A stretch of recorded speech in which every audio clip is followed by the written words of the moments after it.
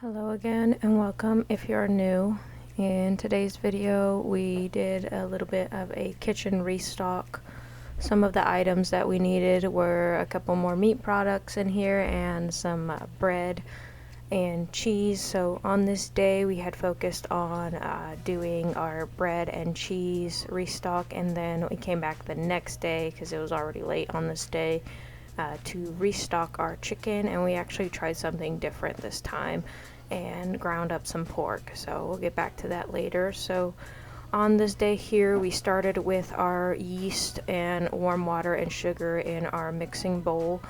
I went ahead and sifted out our flour, and then we got our ingredients together. We put our salt in there, we had our shortening, and then we went ahead and started the process of making this bread by slowly adding flour into the mixer and gradually working that in there, and then we knead it by hand for a moment and let that rise. What I've learned, I think I may have said it before, but when sifting the flour and spooning it into the measuring cup into the mixer, it is one of the best ways to avoid adding too much flour and just allowing this to slowly process. And then I want to make sure not to add too much. Because I had doubled this batch here, this mixer actually is a little small for it, so I pull it out of the mixer a little bit early and then I work in however much flour is needed at the very end. But I'm cautious to not add too much flour because I don't want the bread to be dense.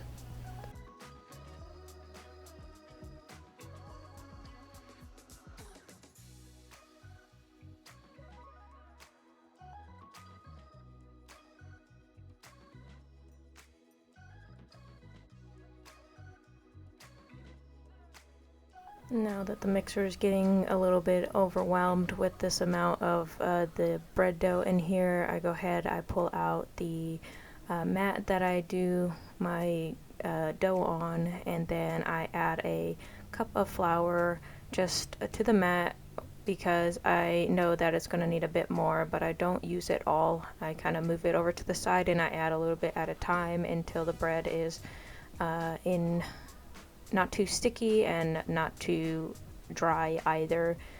This one is a little bit by feel, but I've learned, because I used to think that I would need a lot of flour so that it wouldn't be so sticky when it was sticking to my hands, but I had a really awesome lady teach me that it's better for the dough to be slightly more sticky than to be too dry, to avoid it from really just from becoming too dense and becoming too much, just too dense and too thick and too hard to work with. So it's better, I've learned, to be a little bit on the less flour side than too much flour, I guess, is the best. So yeah, we worked it till it was nice and smooth, and then we oiled our bowl, put it off to the side, and we let this rise for about an hour. It took only about like 30 to 45 minutes because of how warm it is.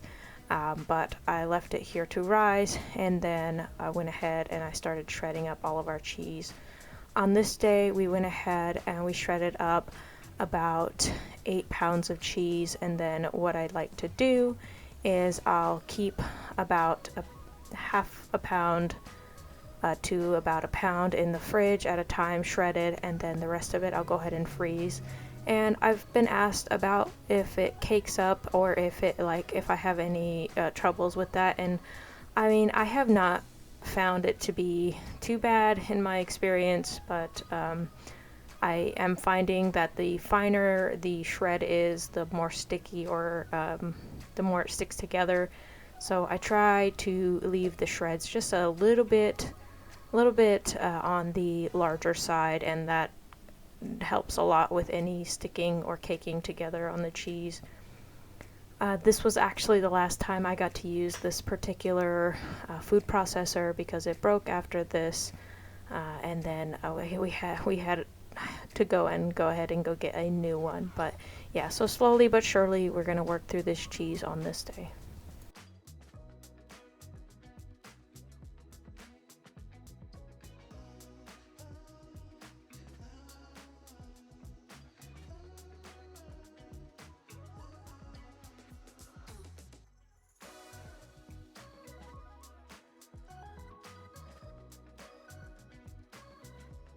These blocks of cheese, we have 2 mozzarella and 2 sharp cheddar cheese here. These are really the only 2 cheeses that I really get on the regular. If we want something different or something special, we get that as we want it, but usually just on the regular monthly I'll buy 2 mozzarella 2-pound blocks and then 2 sharp cheddar blocks, and those they do really well for us.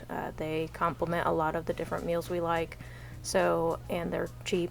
And so what I do here is I just cut them into 4 pieces, and since they're 2-pound blocks, I'll split them in half and then into fourths, and then I know that half of it's going to be about a pound and the other half will be the other pound, so I'll put half the block through the shredder, put that in a Ziploc bag, and continue doing that. And then I'll put one of these bags, 1 mozzarella, 1 cheddar, in the fridge, and the rest of them I'll go ahead and put in the freezer for a later day.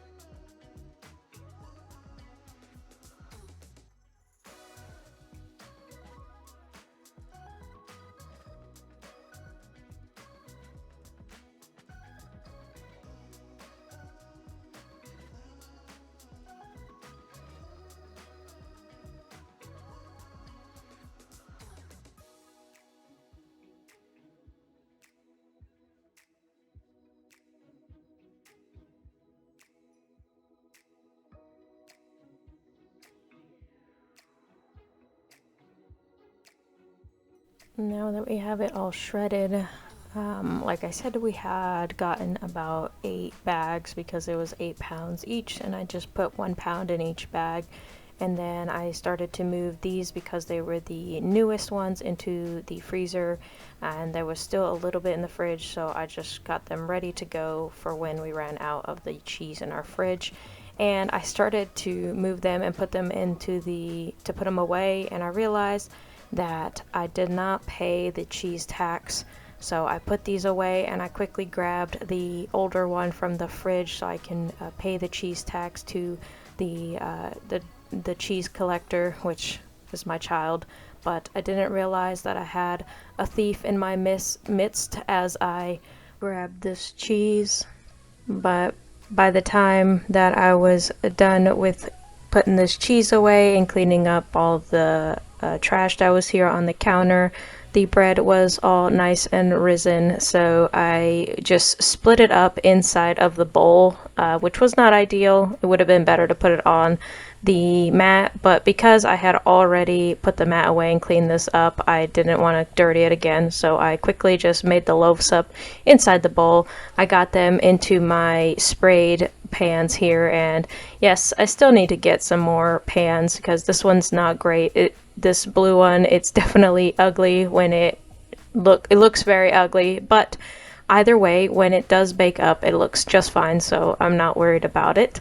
I let these sit here and rise for another 10 to 20 minutes. It doesn't take very long for this because it's pretty warm, and just preheated that oven to the 425, and once this was done rising, I went ahead, baked it for about 25 minutes, and then pulled those out and let them cool on this cooling rack overnight.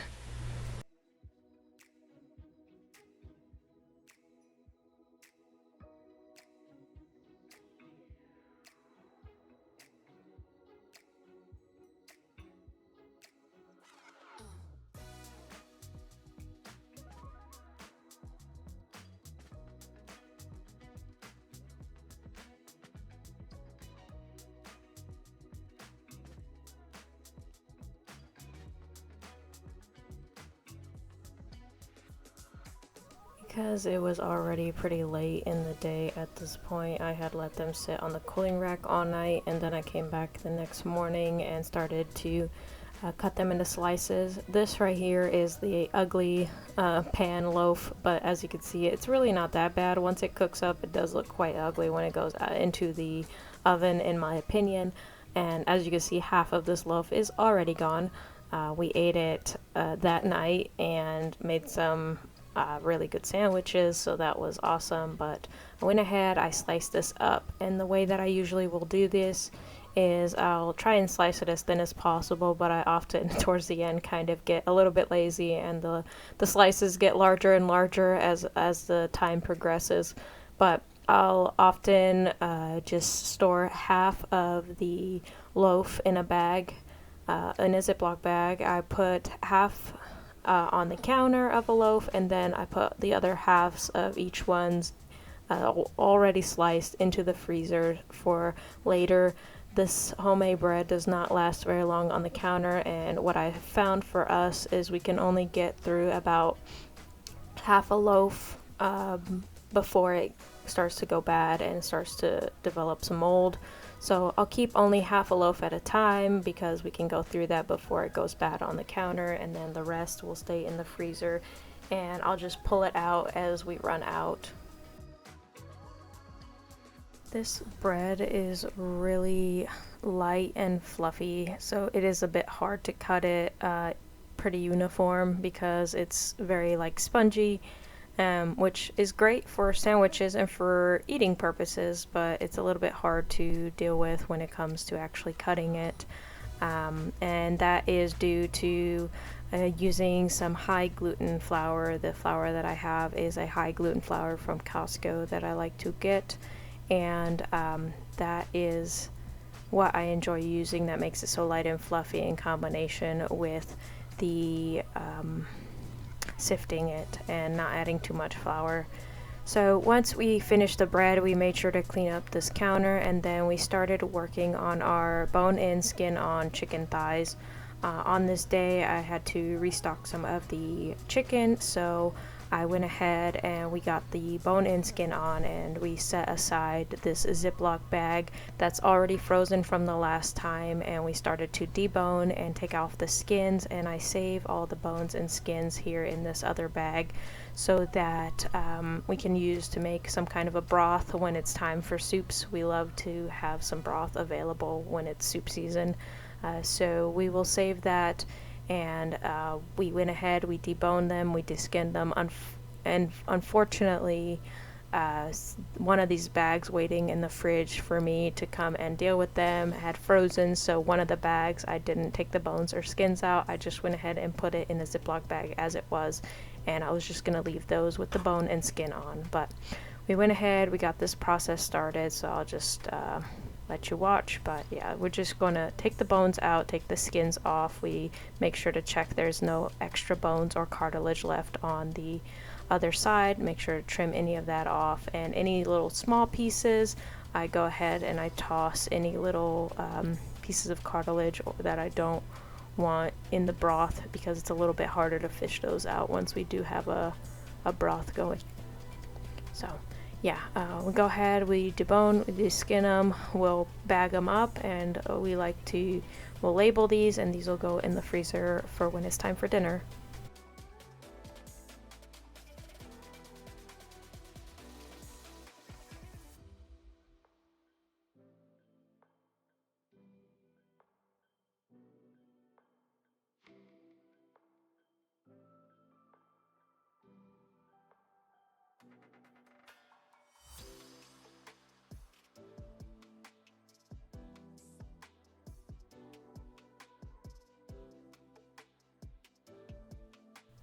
As I remove the skins and bones from these, I am kind of trying to test the size of them. I try to keep kind of similar sizes or even proportions per bag, and I'll put 5 or 6 thighs, boneless, skinless, into a bag, and I like to freeze these flat. So as I put them into the Ziploc bags, I actually lay them nice and flat, because it's much nicer when it comes time to pull them out for cooking, because sometimes it's easier either to thaw them. If I don't want to thaw them, then I can just cook them flat from frozen. So that is why that's why I do enjoy doing this process here, taking them out, cleaning them off, making sure patting them dry so there's not that extra film on there, because it gives me the ability to kind of gauge their sizes and kind of put a decent, like, even amount per Ziploc bag to be able to also lay them flat, because sometimes inside of each one of these bags they kind of come in different sizes. Some are very teeny tiny, some are really large, so I like to kind of portion them in a way that makes sense per meal, so that I have enough like for one whole dinner meal when I portion these into their Ziploc bags, and I don't have just a ton of small ones or a ton of large ones in each bag. So that's also kind of a perk of doing it this way, is just making sure that there'll be enough of the meat in per serving in each bag for a whole dinner meal.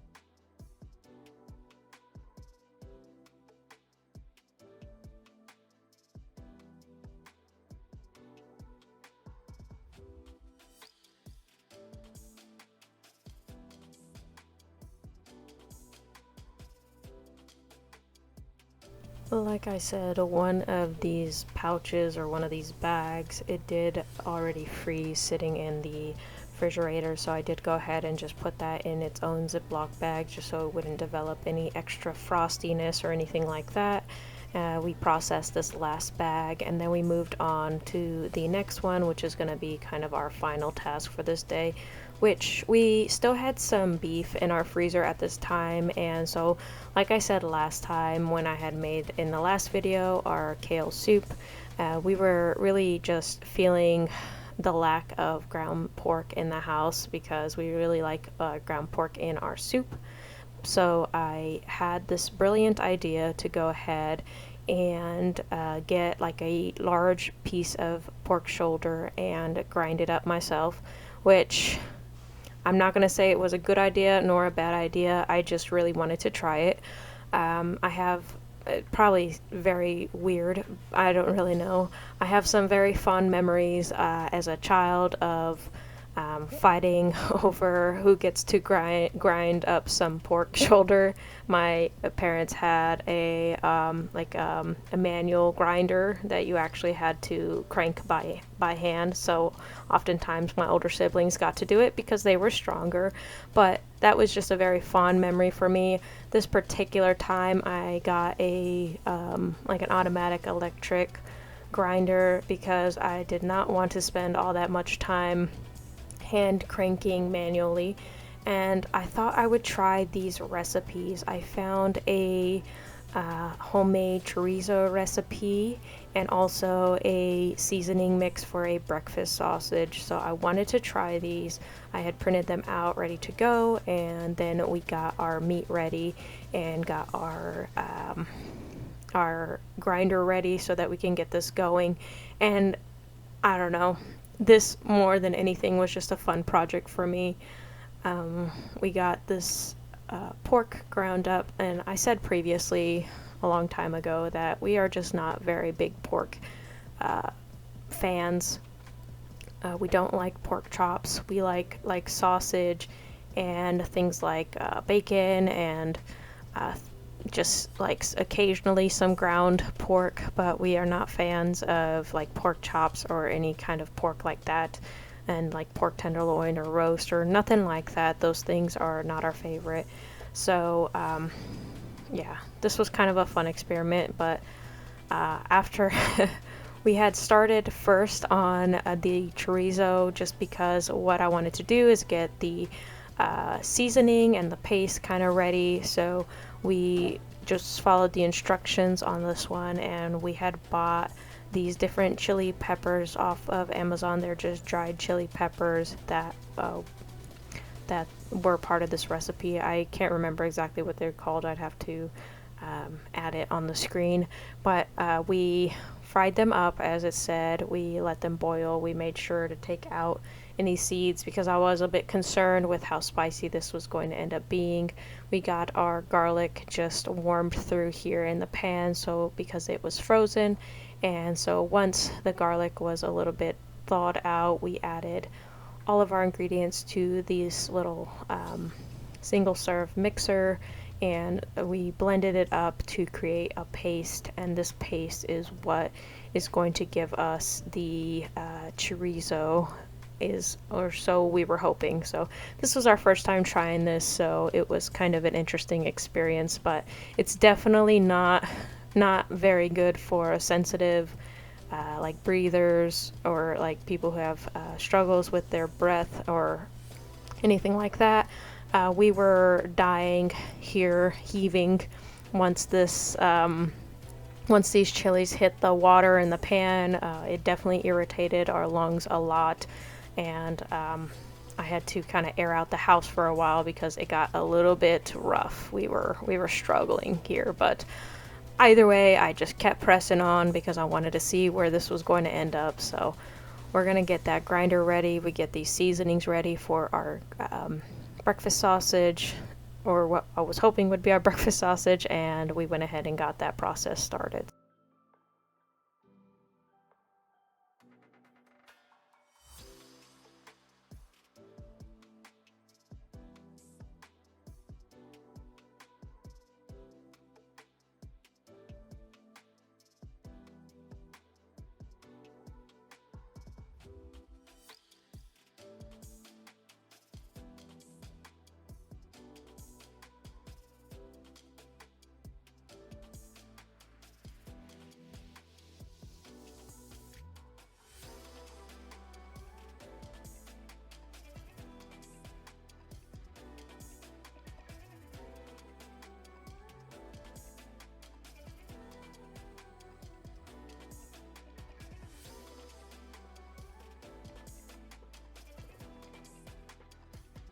This was going to be our seasoning mix for our breakfast sausage, and we just mixed it up ahead of time because I didn't want to have to get any seasonings or anything out once I had the raw meat out.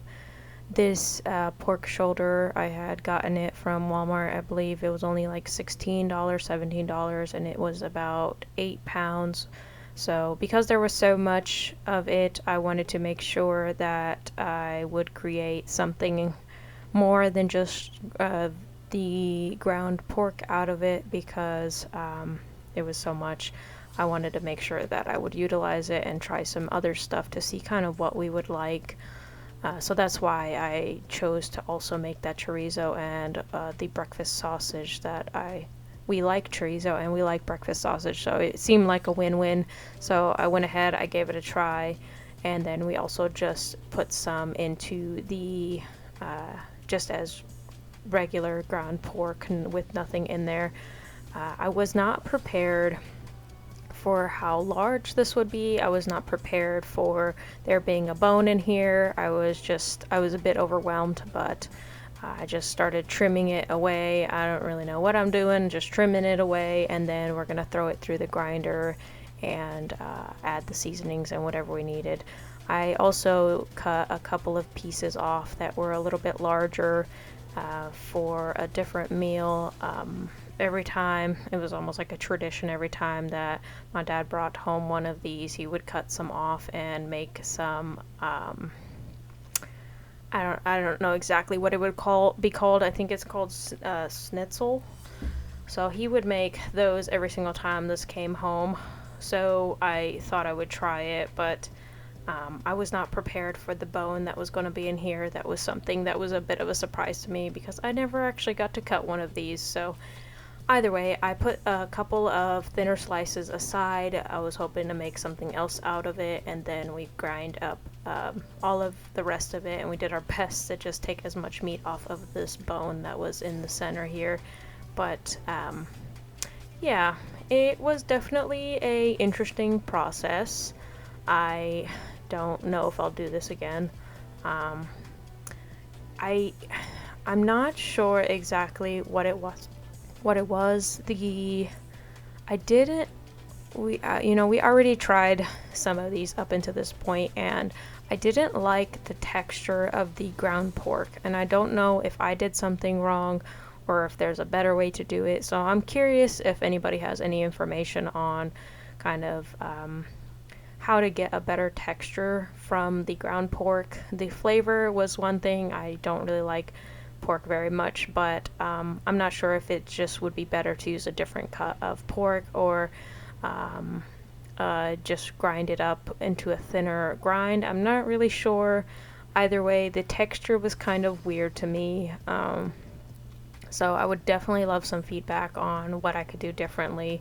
And I did not like these recipes for this chorizo and or this breakfast sausage. After trying it, the chorizo just tasted like very strongly of the chili powder. It didn't really taste like chorizo that we like and that we get from the store. So I'm wondering if there's a different recipe, because if there was a different recipe, I would definitely be willing to try it again.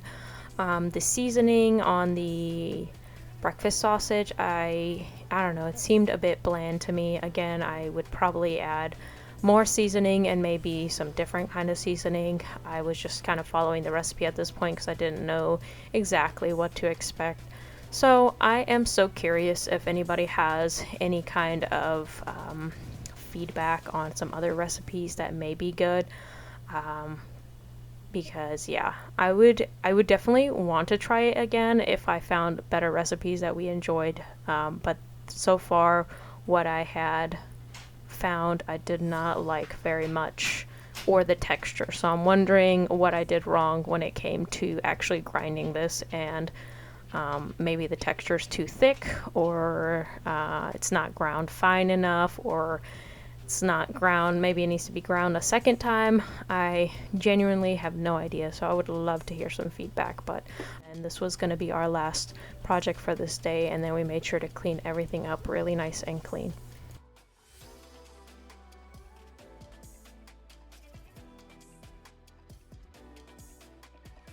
I had found this grinder on Amazon for around $40 to $45. The reviews were decent on it, so I thought I'd go ahead and give it a try.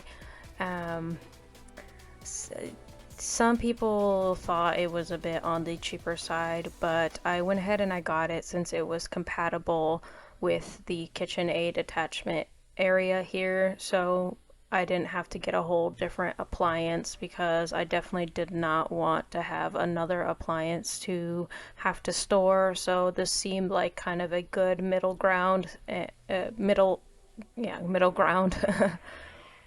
So I did go ahead, I gave it a try, and I can't say whether or not it's really good or bad. I mean, it did the job, so I'll say this is a decent and good enough. It definitely had gotten that fat tangled up in the blade, so it made it a bit tougher, but that is to be expected with any time things are ground up. So I don't know, no idea. But we went ahead, we got this split off into the different amounts. I think for the chorizo I did about 2 pounds, for the breakfast sausage I did about 2 pounds, so that left me with about 3 pounds in the just no seasoning, just plain ground pork. And so I weighed it out so that I would have it split off in even portions, and then I went ahead, we mixed in our paste, we mixed in our seasonings, and then we portioned everything into bags, labeled it, and got this put away as well.